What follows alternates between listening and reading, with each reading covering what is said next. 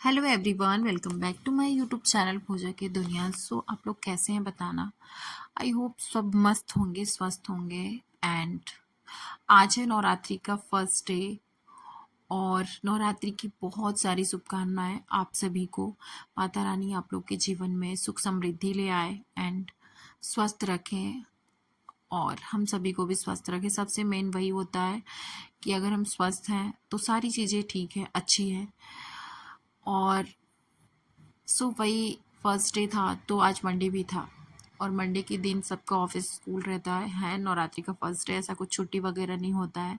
बाबू का पेपर था तो मैंने उसको रेडी वेडी करके स्कूल भेजा, नाश्ते करा के।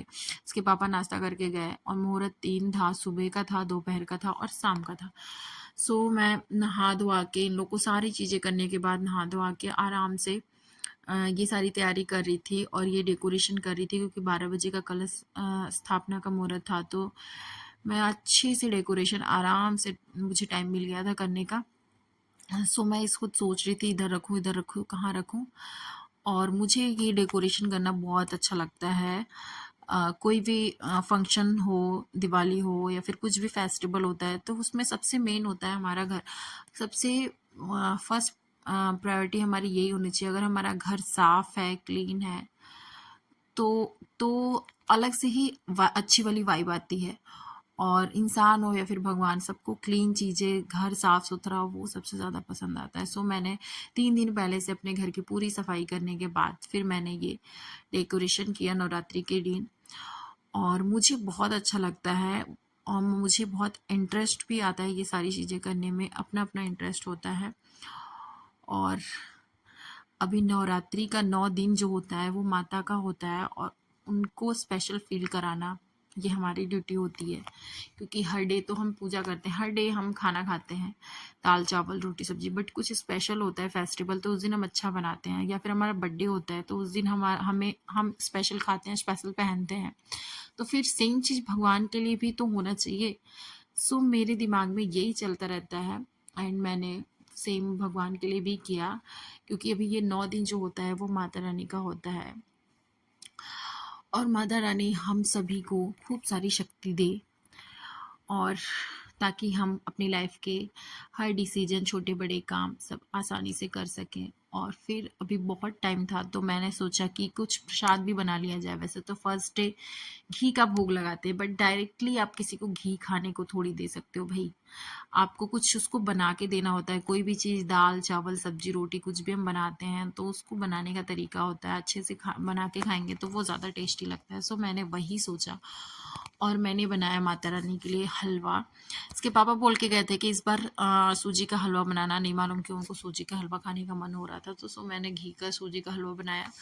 एंड एक साइड मैंने रखा मखाना, क्योंकि मखाना और फल्ली उसमें थोड़ा नमक डाल के फिर मैं चाय के साथ लेती हूँ।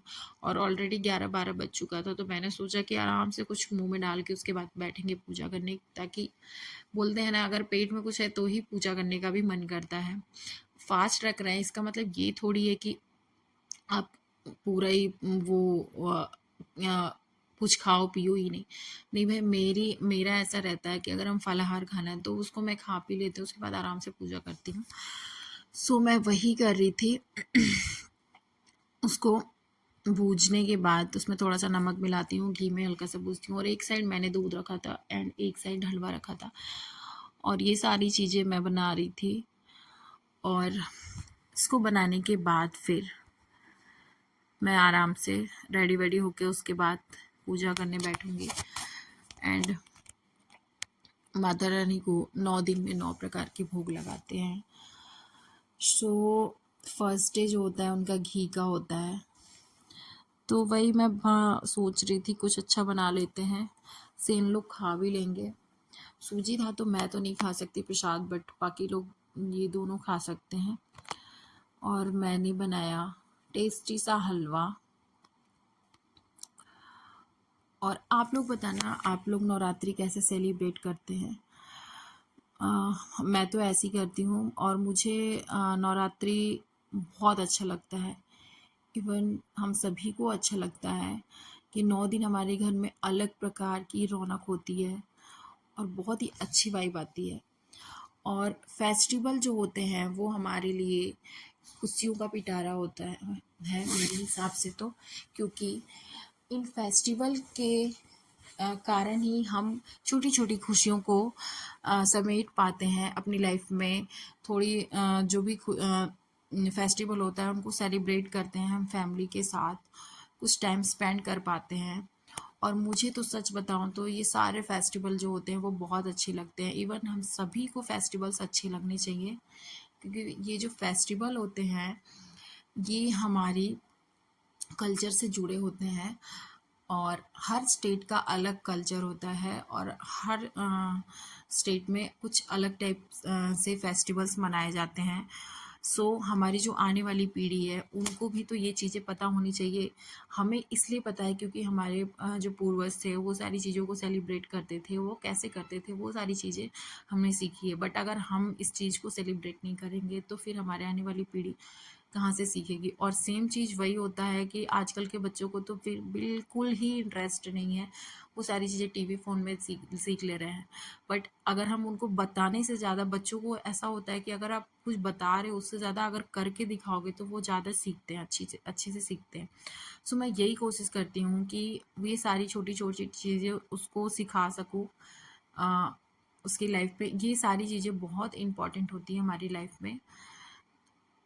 सो वही मैं कोशिश करती हूँ कि मैं भी उसको सिखा सकूँ। और आजकल तो उसको हर चीज़ जानने की जिज्ञासा होती है। जैसे एक एज होता है जिसमें बच्चे हर चीज़ क्वेश्चन करने लगते हैं। सो वही चीज़ उसके साथ हो रहा है, हर एक छोटी छोटी चीज़ों को 10 बार पूछता है ये क्या होता है, कैसे होता है।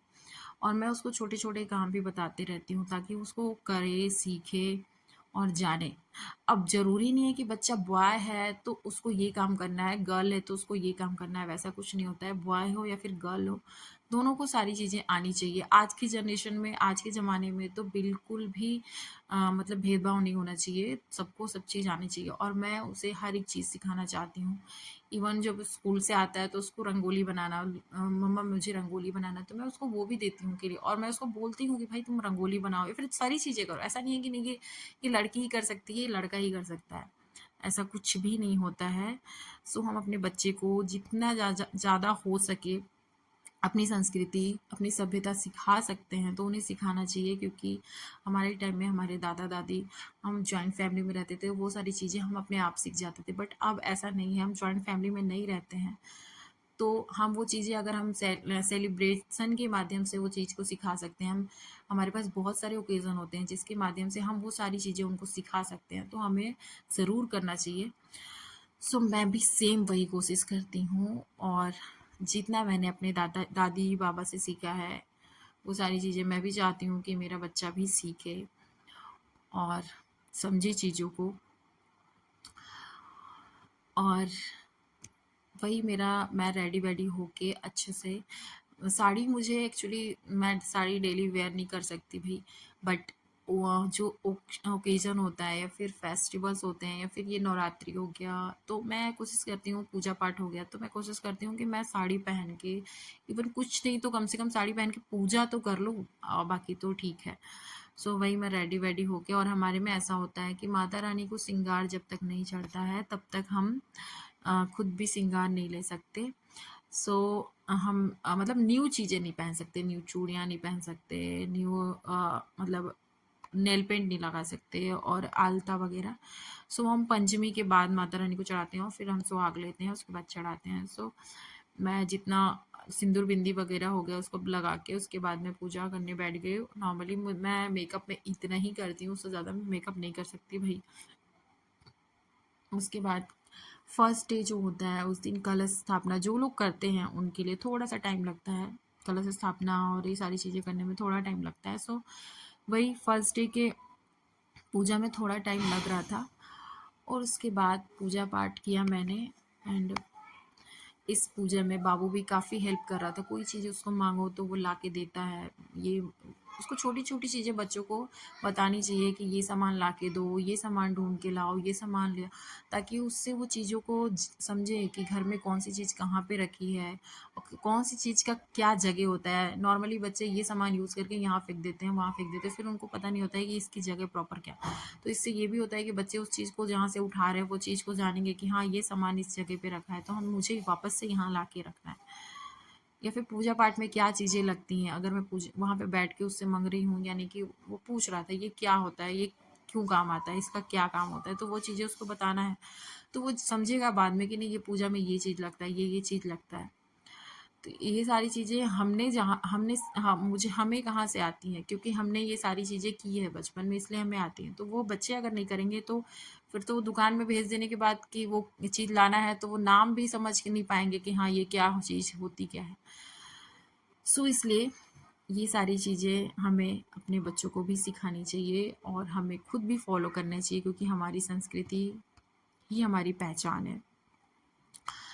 सो गाइज, मेरा पूजा पाठ हो गया अच्छे से, मैंने तैयारी की एंड पूजा भी किया माता रानी का, और माता रानी से खूब सारा आशीर्वाद लिया। और उसके बाद फिर शाम को मैंने फलाहार बनाया, क्योंकि मैं एक टाइम खाती हूँ फलाहार, जो भी खाना होता है अनाज को छोड़ के फलाहार में जो भी शाम को खा लेती हूँ, और दोपहर में मखाना वगैरह फ्रूट्स वगैरह खा लेती हूँ। उसके बाद से फिर आरती वारती, वो जो भी फलाहार बनाती हूँ माता रानी को चढ़ाने के बाद, फिर आरती करने के बाद फिर खा के, उसके बाद फर्स्ट डे हम मेरा हो गया complete. And second day same चीज़ होता है, बस पूजा करना रहता है, बाकी आरती वगैरह, बाकी कलश स्थापना तो फर्स्ट डे हो गया रहता है। सो गाइज, हम नवरात्रि ऐसे सेलिब्रेट करते हैं एंड हम फिर दुर्गा माता को देखने जाते हैं, बहुत सारे पंडाल में होते हैं, गरबा देखते हैं। एंड सच बताऊँ, बहुत मज़ा आता है 9 दिन नवरात्रि में, पता ही नहीं चलता फर्स्ट डे से लास्ट डे कब आ गया। और आप लोग कैसे सेलिब्रेट करते हैं वो भी बताना कमेंट में। एंड आप लोग को मेरी वीडियो कैसी लगती है, और मेरी वीडियो को खूब सारा लाइक करना, शेयर करना एंड सब्सक्राइब करना। एंड कुछ अगर कमी है तो वो भी आप कमेंट में बता सकते हैं।